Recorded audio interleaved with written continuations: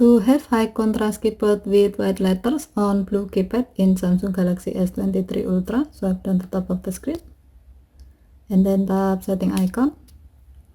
Scroll down the screen to find general management. Tap general management and then tap Samsung keyboard setting. Scroll down the screen. Under style and layout section, tap high contrast keyboard. If this option is still off, you can enable it by tapping the on off switch until the switch turns blue. Next, select white letter on blue keypad.